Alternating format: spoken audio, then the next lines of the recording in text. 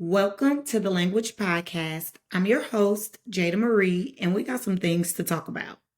I miss y'all. I be feeling a little selfish. I like doing the guests, but I really like yapping and talking to y'all. But I know y'all like to learn, so I give y'all a good balance. And speaking of learning, I hope that y'all went and listened to the last episode that talked about sports being cut from Sonoma State University. I know that I put on Instagram, I didn't feel like I gave y'all enough information about why I chose that topic or the importance of it, but I hope that y'all still went and listened and saw the value and the importance in the conversation, number one, and why these students should be able to continue to have sports in schools. I don't understand what else you would do if there was no sports. But let's get started with my check-in. I got my notes and I need y'all to know that we gonna talk like friends today, okay? Y'all my friends. We not learning nothing. We just talking. Like this a FaceTime call, okay? Okay. But my check-in, overall I'm good. Like I haven't had a check-in with y'all in like 2 weeks. So I mean, I take the good with the good. I take the bad in the bad. I don't even think that's how you say it, but I put that I have my bad days. I have my days. I have my moments that allow me to show up for better times, for better days. I feel like if you don't have those low days, how do you know you're even having a high day? So sometimes you just got to feel what you got to feel. I think sometimes we try to just keep going, and you just burn out. Like you just burn out. And I can't say, yes, this episode is late. Can I say I'm a little burnt out? I don't know what I'm feeling, but I just need y'all to take y'all time with me and know that I'm going to deliver. I'm still going to show up on Mondays. I will be on time. I am trying to figure out new ways to do things. I think I tell y'all that a lot. So I'm in the process of doing that, and it looks a little different. Y'all may see things differently, just like the last episode. The setup looked different, but I hope again that the conversation was well received, that y'all could hear, and yeah, things will get better. I don't have money to just be thrown into a studio right now. If that's really what y'all want to hear, that takes time. But that's how I've been feeling. I'm good. I feel like very high emotions of joy, happiness. And sometimes I just be like, yeah, I ain't feeling this today. But I'm pretty sure that's normal. Y'all might all be going through that. It just depends on the time, the moment, the day. It is what it is. So that's what I've been going through. Now, I again feel like this whole episode like just ties into each other. And bookies, I told y'all that I was reading When They Call You a Terrorist. And I did tell y'all that this may be a book where I need to take a break. I cried. I cried and I cried. I can't even say like they were sad tears, but I tell y'all a lot. I be feeling things very intensely. And this book, some people may not want to read this book. I wouldn't really recommend this book to my mother. I know a lot of people don't like to read about Black trauma. I wouldn't call this Black trauma, but some people might.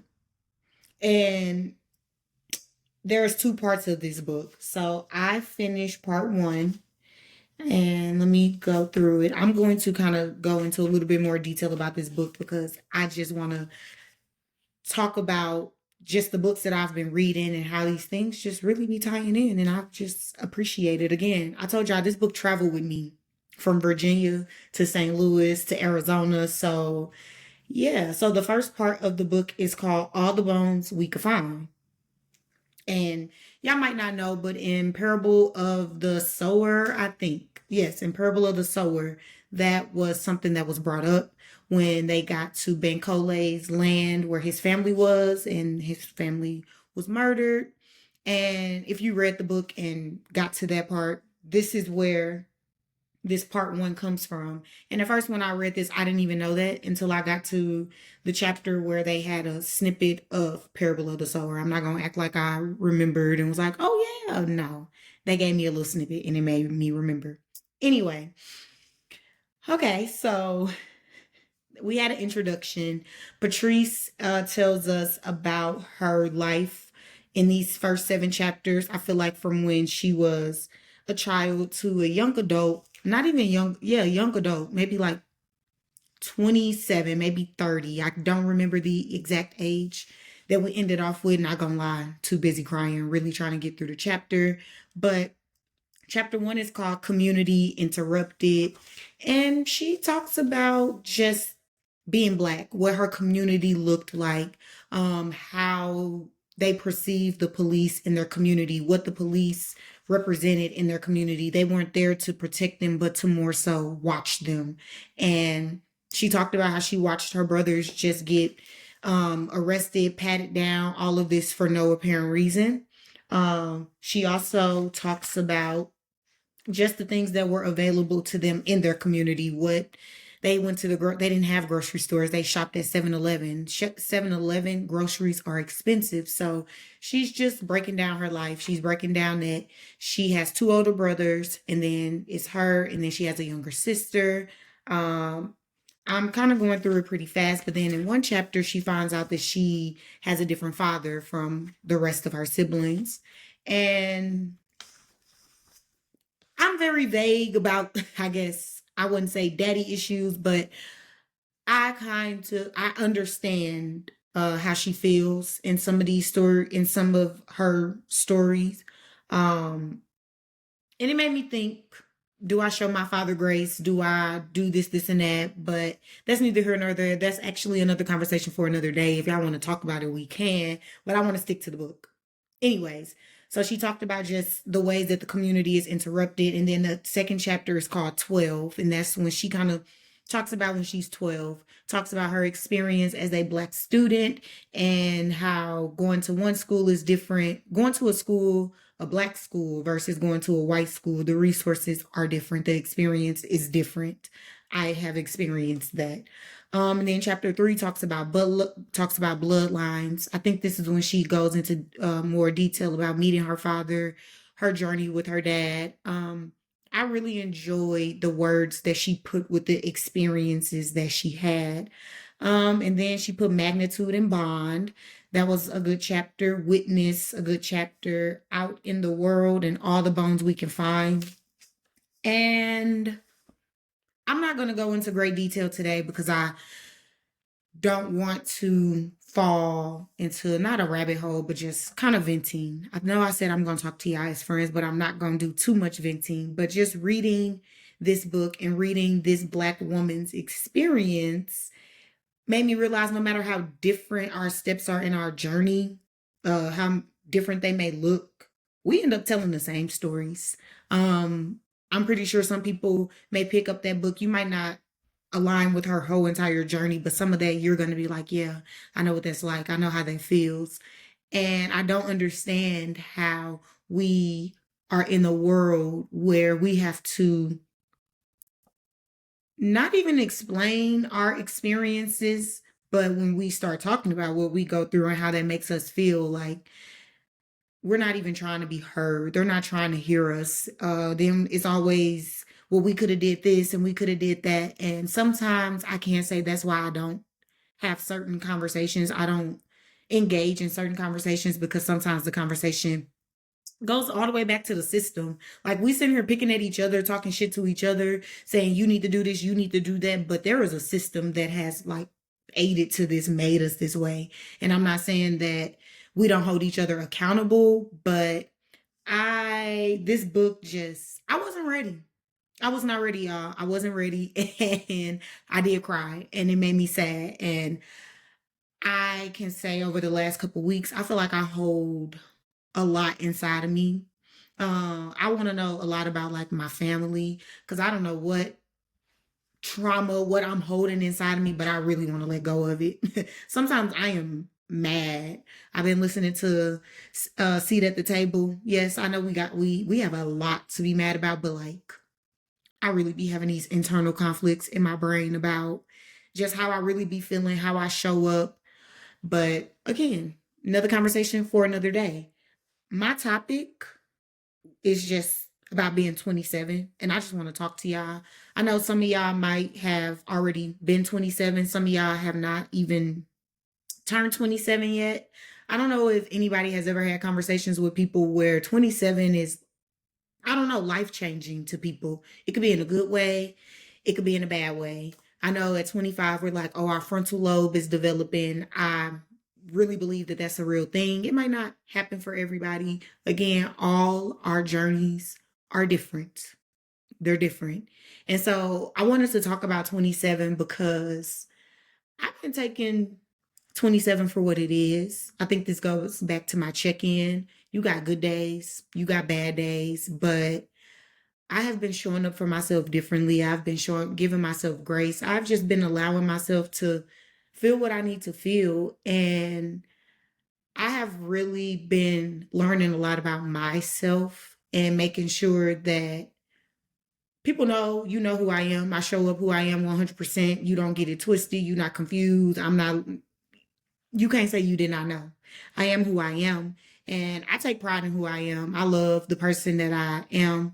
I feel like some of y'all should be honored to have a relationship with me. I know that's very like crazy to say, but I feel that way. I'm very humble and sometimes I enjoy having experiencing people, their relationship, the bond, whatever the case may be. And I feel like I have a lot to give. And yeah, it's all good. But I don't think anybody could prepare me for 27. I know we're like, somebody could have told us this, but I think about my mom at 27. Homegirl had a 7-year-old kid. So I go back to say that all of our journeys look different. And I just want to tell y'all what, it's March. It's been like a month. Here I am trying to tell y'all what 27 feels like, and it's been a month, but I just, I just want to tell y'all, um, I feel calm. I feel very at peace. I don't feel the need to do certain things, show up in certain ways. And it's not to say I show up less of a person, but I am accepting who I am and I'm accepting all my quirkiness, my weirdness. Like, this is who I am and I'm accepting it and I'm showing up in it. And when I'm in certain rooms, when I'm doing certain things, I feel like I got into this habit of being hyper aware, aware of everything, aware of people looking at me, people just, I don't know. And I know white people are weird, okay? I know people are weird. Sometimes people are staring because they just, I don't know, you might capture their attention. I don't know what they're staring for. I don't know where y'all come from, but where I come from, I feel like if you stare a little too long, it becomes like, what the fuck are you looking at? So I try not to be that way. Um, but sometimes people just be having life just messed up. And I think about two situations that happened this week where at 27 I have chose peace a little bit. Let's talk about when this girl was bagging back super fast and I was making sure she wasn't gonna hit my car. So I honked my horn and homegirl decided to yell out the window, I see your car. Like, okay, girl. In Arizona, I see why people get into the situations that they do because I was just letting you know, don't hit my car. You was coming back pretty fast. If you relying on that camera, it's not that accurate, but whatever. So I chose peace. I didn't say nothing. I went on by my day. But then the other day, I was at the store and this lady decided to walk up to me. I know I did not look like I worked at this department store. I was at J.C. Penney. You do not think that I work here. She asked me, do I know where the fitting room is? Y'all, I turned around and looked behind me and I said, why would I know? Oh, I don't know. Girl, I don't know. And I know where the dressing room is, but sometimes it's like, what is the point? What is your reason? And I think that goes back to me like, I pick my battles definitely because I know I can get really, like, my mouth can get very disrespectful and you cannot take back things that you say. So I have to check myself. But don't walk up to me being weird because that was weird. And that was weird to me. And I could say that if all of these situations would have happened a couple few years ago, my response would have been totally different. So I have I got patience. I'm calm. I just be enjoying life. Like that's what it feels like. I just be enjoying the ride and taking my days for what they are. And I don't know. My 27, it looks different. I know, again, I'm a month in, so maybe I should just do something every month where I should just let y'all know how 27 is feeling. Y'all might not care, but I feel different. Like mentally, I feel different, and it's in a good way. So that's all I had because I feel like I don't really have any pointers. I just wanted y'all to know that I feel good. Life is great. No matter what is going on, life is great. But let's get into TV.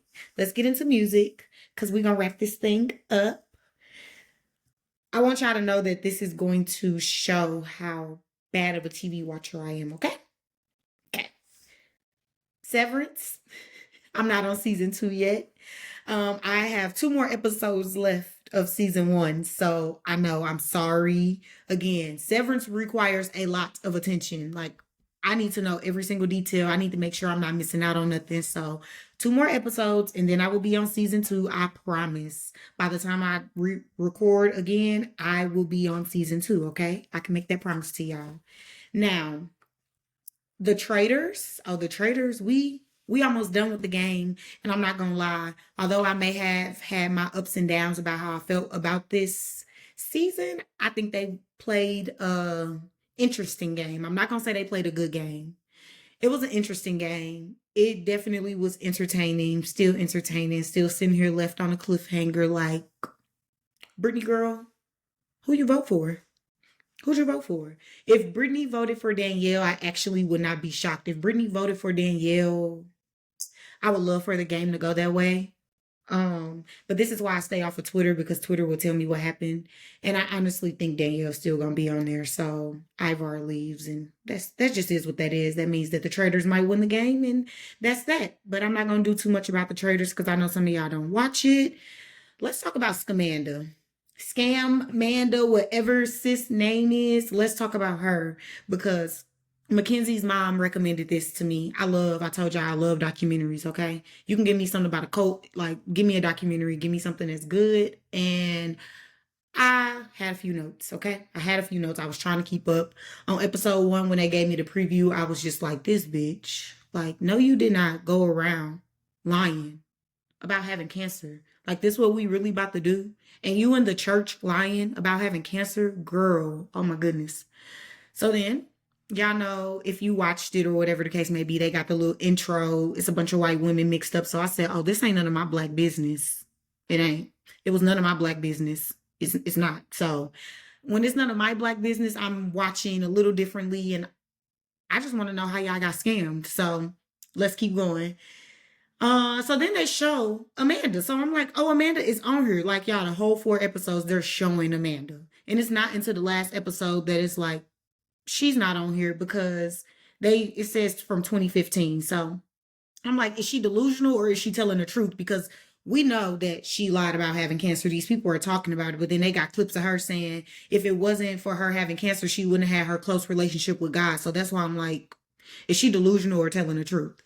So then I was like, she telling lies like Mia. But y'all, when I said she was telling lies like Mia, I was really just talking about like Mia just be lying, but I forgot that Mia said that she might have had cancer.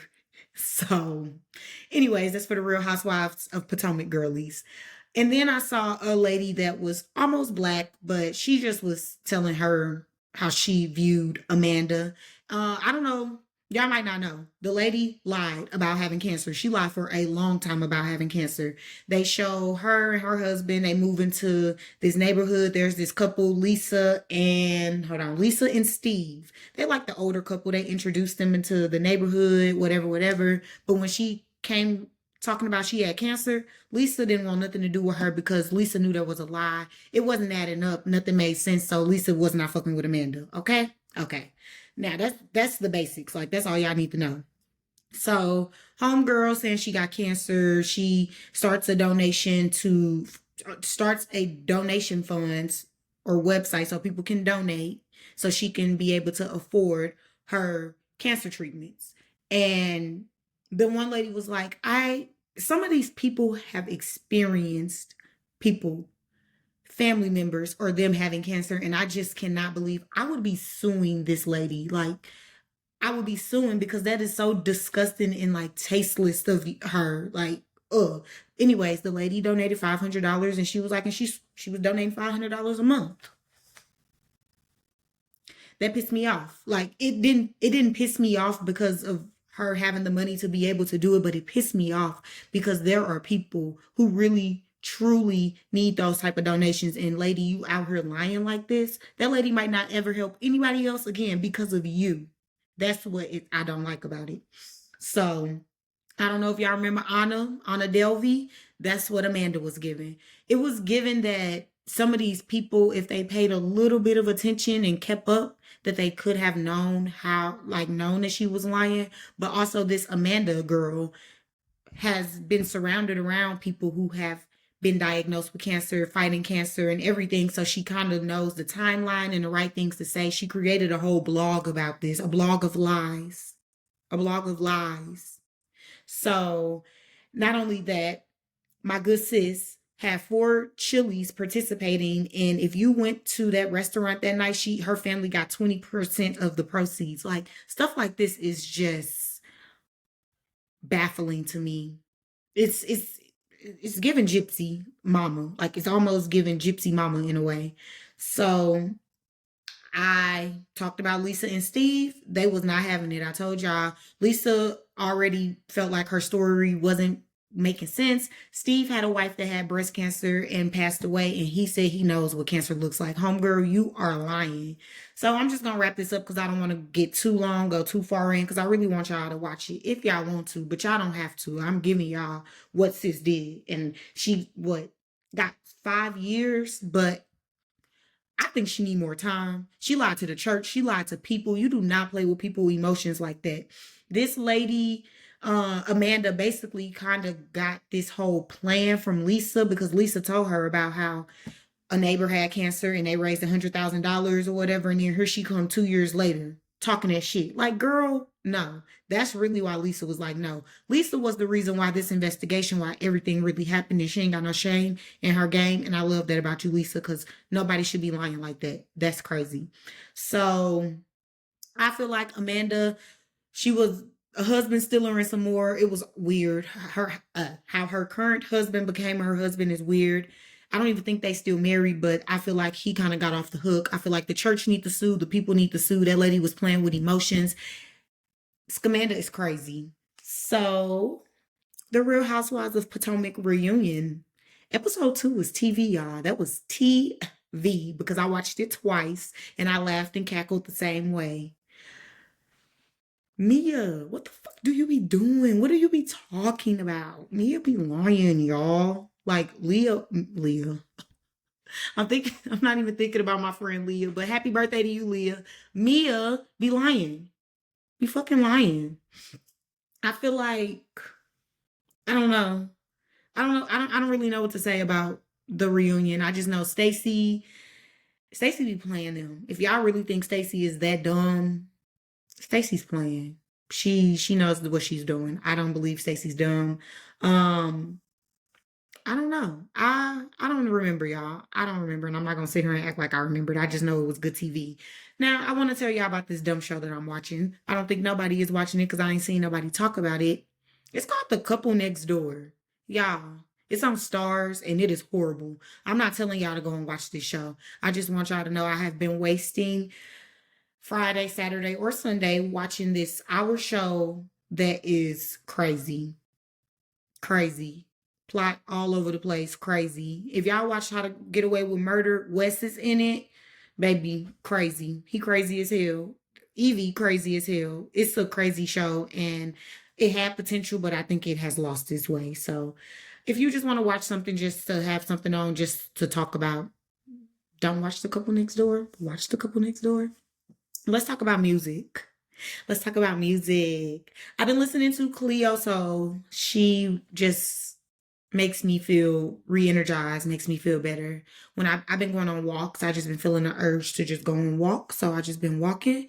Cleo has been really getting me to that peace that I have talked about before in the episode. I think that's another thing. I just been doing what I've been called to do. I want to go on a walk, go on a walk. I want to just breathe. I'm breathing. I'm just taking in nature, and Cleo Soul is helping me while I'm doing that. Let's talk about Leon Thomas.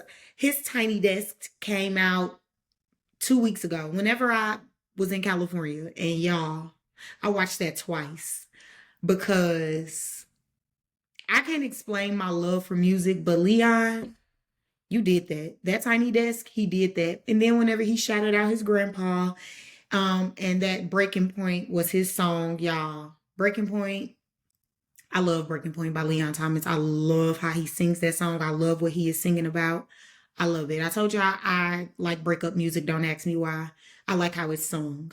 But he started it off differently. He sang it just in a different way that I appreciate Leon Thomas and his talent. If y'all have not watched his Tiny Desk, please go watch his Tiny Desk. If y'all have not listened to any of his albums, please go listen to, I think it's like 4 albums that he has. Go listen to Leon. He is very talented. Y'all might not even know where Leon Thomas came from. They had to let me know. I knew he was a backyard again, but I didn't remember. But he was a backyard again. He was on iCarly. And no, he was on Victorious. My bad. I didn't watch Victorious though, but they got some talent that comes off of Victorious because Ariana Grande sis can sing. So go check out Leon Thomas Tiny Desk. Nao had an album come out February 21st. It's called Jupiter. I listened to it maybe once or twice. Again, that's something I listen to on a walk. It's really a uppity, upbeat type of album. I don't know why I just said that like that. It's an upbeat type of album. Go listen to it if you like Nao. I know that Duran Bernard came out with some new music. He has a whole new album called Bloom, and I did not get to listen to it yet. I listened to one song, and of course, this was like brought to my attention because Kid Fury got to do some visuals with him. So shout out to Kid Fury doing that, and just hearing Kid Fury and Crystal's voice outside of the Read podcast really warms my heart. They are the true pioneers of the podcast. I'm gonna shout them out anytime. And then Coco Jones had a new single come out called Taste. And Sis is going on tour. I think I might be going. I don't know. My girlfriend sent it to me, so she might be interested in going. But we're going to see about that. And then y'all know, before the last episode, I told y'all I was listening to Ari Lennox. And Ari owes me some music. And guess what? She has been teasing her new album. She's been in the studio. I think we're going to be getting the album probably in April or May. So y'all know when Ari come out with her album, I will be talking about it. Y'all will be getting the top 3. It is what it is. If you don't know, go listen to Shea Butter Baby. Go listen to Age, Sex, Location, ASL. Go listen. But I feel like that was what I was listening to maybe a week ago. Let's talk about what I've been listening to this week. Elmine. I have been listening to him. I'm telling y'all, I have been like needing peaceful music. I've been listening to Elmine. I've been letting y'all get Kendrick. I'll go back to Kendrick in a few. I feel like right now, y'all still on Super Bowl, which is fine. I love that. I don't know if Kendrick is going to come out with more music, but I need to kind of get up off that rah-rah for right now. I need calm. Because I really be ready to squabble up. So I need some calmness. So Elmine, and I've been listening to Sir. So I don't know. That is all that I have. I hope that this episode, I told y'all, I just wanted to talk to y'all as a friend. But we are going to get back into learning some things.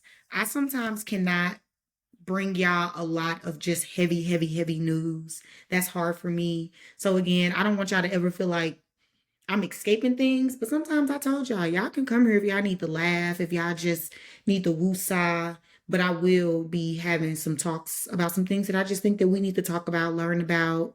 I think that interests y'all more. I am getting some guests. So yeah, just hang on, hold tight. I know this episode is late. But I do want to thank y'all for the support, continuing to show up for me, continuing to listen, continuing to interact with me. I appreciate it. And the love and support does not go unnoticed. I want y'all to reach out to my guests, the people that, again, have been on this show. Keep up with them. Go follow them. Go support them in any way that you can. You might not be able to support in a certain way, but do what you can to follow, sharing something. You never know what that can do for them. So yeah, do that. Y'all know where to find me on Instagram at its_jmarie 2 e's. Email me at itsjmarie2es9 at gmail.com. Y'all know this is getting uploaded to YouTube. Me and YouTube, we figuring it out, okay? I'm figuring it out over there. And yeah, I think that's it. Y'all know, share this podcast with your friends, your family, your neighbor, somebody that you see that look like they just need to hear a black lady talk to them. Me. Share this podcast with them. I love y'all. I hope that y'all are doing as best as y'all can. I hope that me being honest with y'all and letting y'all know just what I be going through, I hope that makes y'all feel like y'all not the only ones going through it. I like to be honest with y'all. I don't want to always make it seem like I got my shit together, because we all have our days. So I hope that when y'all come here, it's like, girl, yes, I needed that. Like I said, y'all talking to y'all friend. But next week, y'all need to get ready to learn. We getting back into the classroom. So I love y'all. I hope y'all have a good week. Do what you need to do. Keep going with your goals, okay? If you in corporate, whatever the case may be, the end of March is the end of Q1. I know some of y'all might do y'all goals in 12 weeks. Come on, y'all. I know it's easy to fall off. I've fallen off in other places. But guess what? We got the month of May to end off strong. All right? Bye.